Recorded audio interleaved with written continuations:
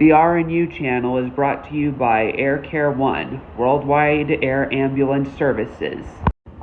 Contact Alex Quintana if you need some air ambulance services. Buongiorno everyone. Welcome to SFM International, where we will be enjoying the tale of the motorsports figure. Make sure your engines are as powerful as Mount Vesuvius as we go on this amazing ride. Hey, Watch and listen to the story. Do not allow interruptions as we want to soak it all in. Remember that our guests have the ability to win as they have the power within. Okay. Well, hey everybody, this is Doug Kenny from Stories from Motorsports International. I'm looking forward to presenting our next guest. Drivers, start your engines. Very simple. My dad was middle class, sold bacon out of the back of a van, then moved up big time to his own small corner grocery store. We had a small house where two of my mother's sisters lived on the same street. We grew our own vegetables. We raised chickens, and it wasn't unusual to cut the head off the chicken and pluck its feathers for the Sunday dinner. And that was pretty normal. My mother made a lot of the clothes that we had. That was in the early days. In the teenage years, things changed a bit, obviously.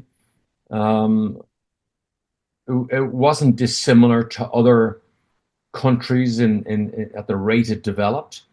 But it always had a charm. The Ireland and the Irish people, I think, always had a charm that they still have to a certain extent today. Yeah, definitely. I went to the British Isles last year and I noticed there was a lot of charm in both England and Scotland, although I didn't get to Ireland, but I'm hoping eventually to get there, and I'm sure it's similar. Yeah, it is. It's well developed now. I mean, when you consider companies like Google and Facebook and Apple, their headquarters, their main global headquarters is in Ireland. But yet you don't have to go too many miles outside the centre of Dublin City to be in what they call the country.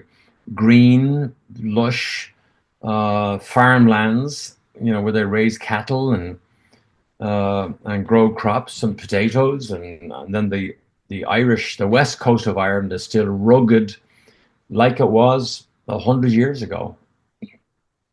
That sounds like a really cool place. Mm-hmm. Yeah. So what got you into racing to begin with? I always had a fascination for cars. And when I was 12 years of age, my dad took me to a street race on the outskirts of Dublin City. And we were able to sit on the grass banks as the racing cars whizzed by. There was no such thing as safety barriers back in those days. And, that day changed my life. The noise, the color, the glamour, the smell, everything about racing cars that day. To be continued, as I got flirted on and hit on by a girl at the library while I was in the midst of recording this podcast, and that was a first. Oh, mamma mia, wow. Fast was that, huh? Very fast indeed. Thanks to Douglas Kenny, we have witnessed the highest speed story of a racing figure. Congrats to our guest on his achievement, and stay tuned to next week. Enjoy tonight's dessert, Bella, on the island of Sicily.